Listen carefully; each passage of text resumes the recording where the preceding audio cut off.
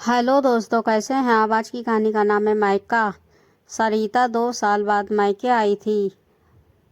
बस से उतरते ही गांव की मिट्टी खुशबू से भाव विभोर हो गई। बस स्टॉप के दाहिनी तरफ ऊंचा पहाड़ जैसा रेत का टीला था। उसे याद आया, इसी टीले पर बैठकर वो गाय चराया करती थी। यहाँ से पूरा गांव दिखता था। गांव अब बदल गया था। बागडंडी की जगह अब सीमेंट की सड़क बन चुकी थी। उसने सड़क छोड़ दी। वो एक बार उस टीले पर चढ़कर बचपन को जी लेना चाहती थी। बड़ी मुश्किल से वो टीले पर चढ़ पाई। उसकी सांसें फूल गई थी। टीले से उसे पूरा गांव दिखाई दे रहा था। पूरे 20 साल बाद वो गांव को देख रही थी। सरिता की आंखों से टपक टपक आंसू बह निकले। उसे लग रहा था किसी जेल से रिहा होकर आई हो। ससुराल जेल ही तो बन गया था उसके लिए। पति और सरिता के भाइयों के बीच बड़ा विवाद हो गया था। इसी बात को लेकर पति ने उसके मायके जाने पर पाबंदी लगा दी थी। जब तक पति जिंदा था वो मायके नहीं आई, मगर पिछले महीने ही पति की मृत्यु हो गई थी। पति के गुजरते ही बुढ़ापे में मायके का मोह जाग गया था। बाबुल की गलियां उसे बुलाने लगी थी। गांव की बातें रह रह कर उसे याद आने लगी थी। एक औरत के लिए मायके आना किसी त्यौहार से कम नहीं होता। जब उसे मायके आना होता है तब 10 दिन पहले से ही तैयारियां शुरू कर देती है। मीठे सपने बुनने लगती। सरिता की आंखें तो 2 साल से मायके को देखने के लिए प्यासी थी। आज वो पोते पोतियों की दादी बन चुकी थी, मगर मायका फिर भी उसे लुभाता था। वो चश्मा लगाकर टीले पर बैठी गांव को निहारने लगी। उसे लगा उसकी सारी सहेलियां भी उसके पास टीले पर आकर बैठ गई हैं। ए सरिता, चल आ, बेर तोड़ते हैं। खास सहेली गरिमा की आवाज़ सरिता के कानों में पड़ी तो सरिता चौंक गई। उसने अपने चारों ओर देखा, मगर वहाँ कोई नहीं था। यादों के घोंसले में से एक एक कर सारे चेहरे सरिता की आंखों के सामने सजीव होने लगे।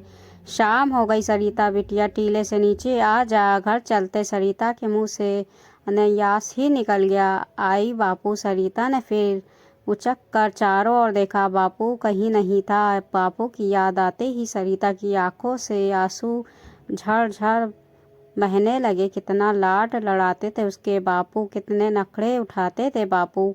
जब वो रूठ जाया करती थी तब कितने प्यार से मनाते थे बापू। जब वो अपनी सहेली गरिमा की फ्रॉक देखकर बापू से बोली थी, मुझे भी ऐसी ही फ्रॉक चाहिए, तब उसी दिन शहर जाकर बापू फ्रॉक ले आए थे। बापू उसकी हर पसंद जानते थे, मगर उसके लिए दूल्हा देखते समय पता नहीं कैसे चूक गए। शादी के बाद जब वो पहली बार मायके आई थी तब बापू से बोली, ये क्या दूल्हा देखा है। बापू हर समय गुस्से में रहता है, औरत की इज्जत करना तो जानता ही नहीं है।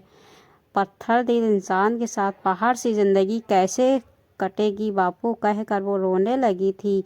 तब बापू ने सर पर हाथ फेरते हुए कहा था, शुरू शुरू में ऐसा लगता है बिटिया, धीरे धीरे सब ठीक हो जाएगा। मगर सब ठीक कभी नहीं हुआ। खड़ूस पति कभी नहीं बदला, हर समय अपनी चलाता था। दूसरे की भावनाओं से उसे कोई मतलब नहीं था। एक नापसंद इंसान के साथ सरिता ने जिंदगी के 40 साल गुजार दिए थे। बापू के देहांत पर भी सरिता को नहीं जाने दिया गया। आखिरी बार बापू का चेहरा भी देखना भी उसे नसीब नहीं हुआ था। वो धीरे धीरे टीले से नीचे उतर आई। थोड़ी दूर चली थी कि बरगद का पेड़ आ गया। वो पेड़ के नीचे बने चबूतरे पर बैठकर आराम करने लगी। सरिता ने सर उठाकर बरगद की शाखाओं को देखा, जो अब काली पड़ चुकी थी, क्योंकि गांव में अब नालियां बन चुकी थी। इस कारण पूरे गांव का गंदा पानी बरगद के आसपास इकट्ठा होने लगा था। शुद्ध पानी में पनपने वाला बरगद वृक्ष गंदे पानी के कारण कमजोर और झुलसा हुआ लग रहा था।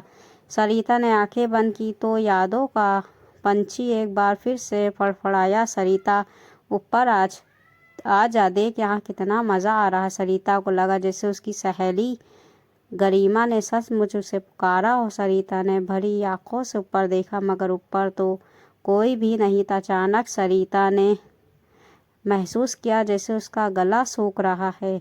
उसने पानी के लिए इधर उधर नज़र दौड़ाई, मगर उसे कहीं कोई नल वगैरह दिखाई नहीं दिया। वो उठकर चलने को ही तो चक्कर आने लगे। इस कारण वो वापिस बरगद की छाँव में बैठ गई।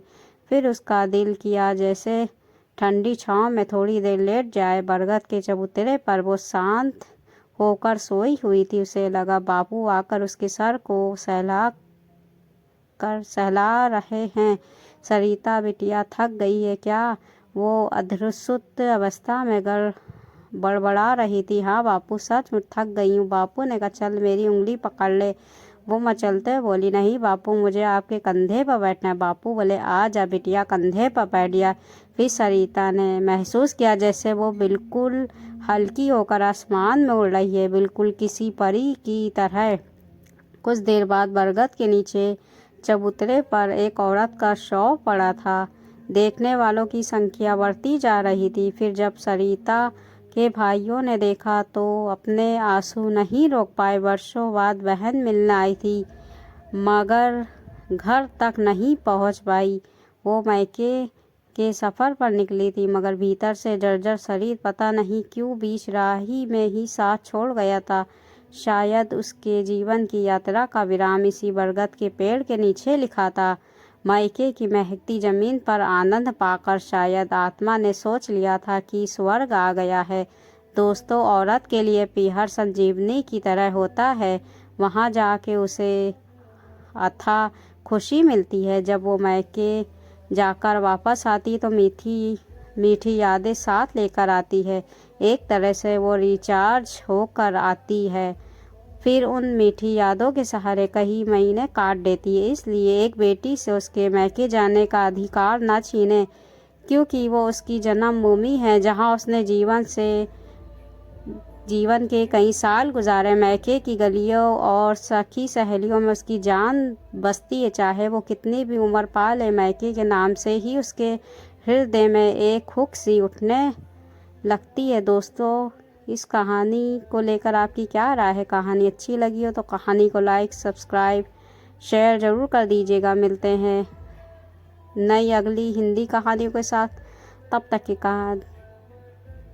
दुआओं में याद रखिएगा।